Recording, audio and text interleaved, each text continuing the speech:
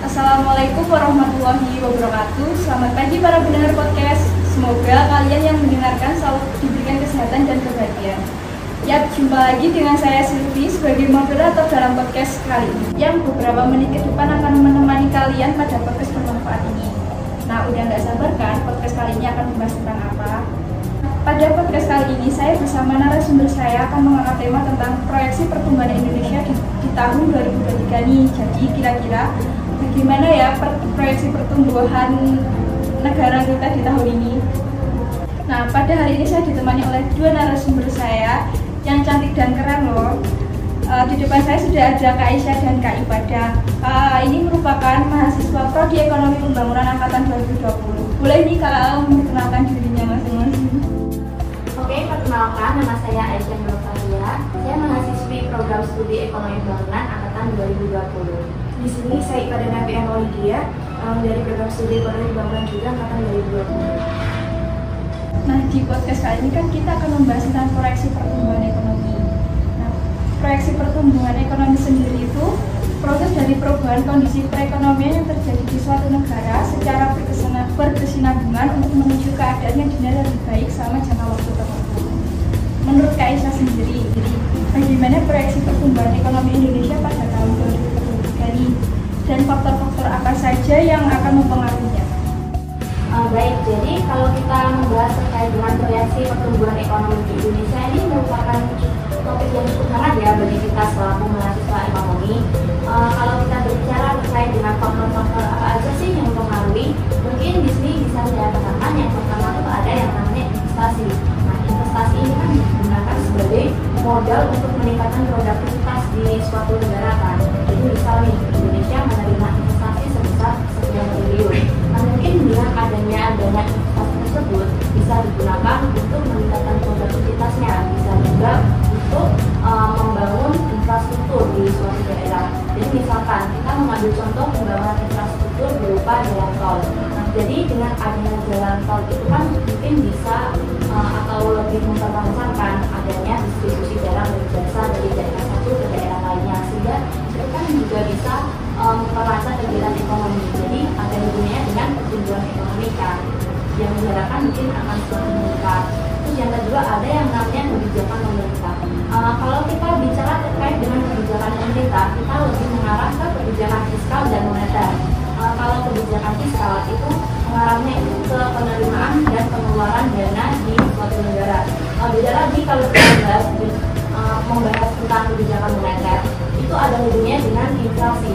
Jadi Bank Sentral atau BI yang merupakan bank sentral di Indonesia itu bertugas untuk menjaga tingkat inflasi agar tidak terlalu tinggi. Karena kalau yang kita ketahui, jika inflasi di suatu negara ini kan mestinya harga-harga barang itu kan melambung tinggi kan, dan itu akan berpengaruh ke daya beli masyarakat. Terus yang selanjutnya faktor-faktor mungkin ada faktor politik di suatu negara itu juga mempengaruhi. Terus ada SDM, SDA dan lain sebagainya. Nah, menurut Kak Aisyah nih, apa saja sih tantangan perekonomian Indonesia pada tahun 2023 ini?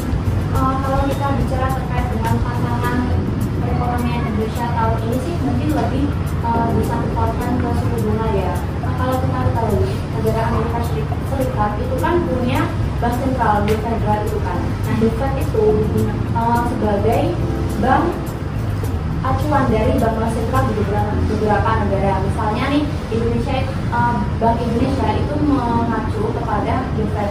Jadi seperti itu. Nah, saat ini The Fed itu kan menetapkan suku bunga yang cukup tinggi kan, antara kisaran 4,75% sampai 5%. Nah, itu kan cukup tinggi. Itu juga akan berpengaruh ke pengeluaran dari negara Indonesia. Nah, kenapa demikian? Karena kalau kita memposisikan diri ya jadi investor, tentunya kita akan lebih memilih menaruh dana kita kan ke negara yang memiliki suku bunga tinggi. Nah, tentunya para investor itu lebih memilih menarik sebagian dananya untuk berpindah ke negara Amerika Serikat seperti itu.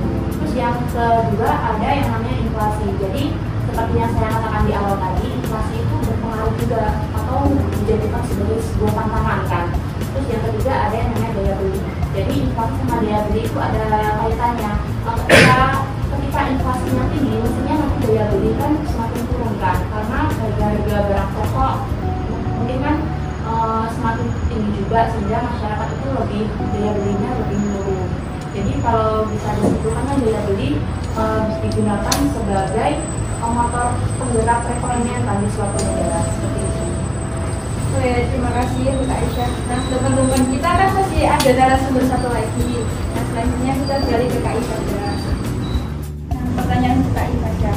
Mengingat statement yang dikeluarkan Presiden Republik Indonesia tentang fenomena El Nino yang akan menghantam Indonesia, menurut pendapat Kak Ifadah, dampak El Nino itu akan mempengaruhi proyeksi pertumbuhan perekonomian di Indonesia yang akan mendatang.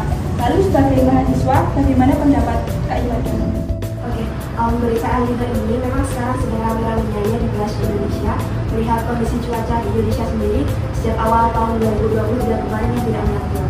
Apalagi waktu bulan Ramadan kemarin, banyak sekali masyarakat di Indonesia itu yang mengeluh soal kondisi cuaca di Indonesia di sosial media. Bahkan sampai saat ini juga Malang sendiri pun kondisinya pun tidak menentu cuacanya. Mungkin dari pagi yang panas banget, nanti malamnya pun bisa terjadi hujan yang bahkan disertai badai. Badan Klimatologi dan Geofisika sendiri BMKG mengungkapkan bahwa sinyal akan terjadinya El Nino ini cenderung menguat. Oleh karena itu, balik lagi pertanyaan Mbak Silvia tadi, di sini pendapat saya selaku mahasiswa Prodi Ekonomi Pembangunan, tentu saja El Nino ini pasti akan berdampak pada proyeksi pertumbuhan perekonomian yang ada di Indonesia. Mengapa demikian? El Nino sendiri ini kan menyebabkan yang namanya musim kemarau yang panjang. Jadi ketika terjadinya musim kemarau yang panjang itu, nantinya pasti akan berdampak pada segala sektor yang ada di Indonesia. Di sini kita bisa ambil contoh pada sektor pertanian. Jadi ketika terjadi musim kemarau yang cukup panjang pada sektor pertanian, tentunya nanti ini akan berdampak yang cukup tinggi pada sektor pertanian. Misalnya nih, pada lahan-lahan pertanian di daerah-daerah tertentu yang mengalami kekeringan. Kekeringan ini sendiri tentunya juga akan berdampak pada menipisnya atau mengurangi bahkan kekurangannya akan cadangan bahan pokok makanan yang ada di Indonesia. Ketika terjadinya kekurangan atau berkurangnya cadangan pokok di Indonesia ini tentunya pasti akan menimbulkan dampak baru lagi, yaitu pada kegiatan ekspor impor yang dilakukan oleh Indonesia pada sektor pertanian. Oleh karena itu, di sini dapat disimpulkan bahwa terjadinya El Nino itu pasti akan berdampak pada reaksi pertumbuhan perekonomian yang ada di Indonesia. Terus tadi itu ada statement dari Mbak Aisyah mengenai adapun faktor yang dapat mempengaruhi proyeksi pertumbuhan ekonomi di Indonesia, yaitu di sini pada sektor pertanian dapat dilakukan dengan cara pemulihan sektor pertanian global, dengan cara di sini pemerintah itu bisa melakukan peringatan dini atau antisipasi dini kepada masyarakat agar nantinya masyarakat mulai dari sekarang dapat melakukan persiapan akan terjadinya dampak El Nino ini. Untuk pada sektor pertanian sendiri yang dapat dilakukan masyarakat yaitu dengan mempersiapkan cadangan bahan pokok atau makanan pokok itu dan juga langkah percepatan masa tanam di daerah-daerah tertentu.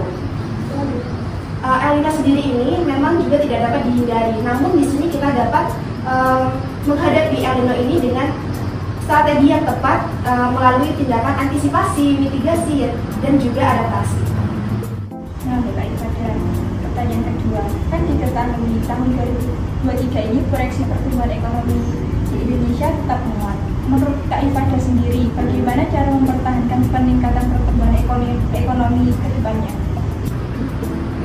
Ke depannya, untuk mendorong pertumbuhan ekonomi yang lebih tinggi, mungkin dapat dilakukan perubahan pada struktur ekonomi yang ada di Indonesia terkait pada peran infrastruktur industri dan juga bisa dengan cara pendalaman pada sistem keuangan. Seperti yang dikatakan Mbak Aisyah tadi di awal juga, pada investasi infrastruktur itu memiliki dampak yang sangat besar terhadap perekonomian di Indonesia. Jadi oleh karena itu, ketika infrastruktur dan pendalaman sistem keuangan di Indonesia dilakukan secara baik, tentu saja hal tersebut dapat mendorong, mendukung ataupun menguatkan sistem perekonomian yang ada di Indonesia. Jadi kesimpulannya pada podcast hari ini, proyeksi ekonomi itu dipengaruhi beberapa faktor. Salah satunya investasi, kebijakan pemerintah, kondisi politik, dan lain sebagainya. Ada pun cara yang dapat digunakan dalam mempertahankan peningkatan pertumbuhan ekonomi, yaitu dengan cara perubahan struktur ekonomi terkait dengan peran infrastruktur industri dan pendalaman pada sektor keuangan. Terima kasih buat Kak Ifadah dan Kak Aisyah sudah meluangkan waktunya buat hari ini pada podcast ini. Nah, sudah beberapa menit kami menemani kalian dalam podcast yang bermanfaat ini. Saya sebagai Moderator pamit undur diri dan sekian, terima kasih, sampai jumpa kembali. Wassalamualaikum warahmatullahi wabarakatuh.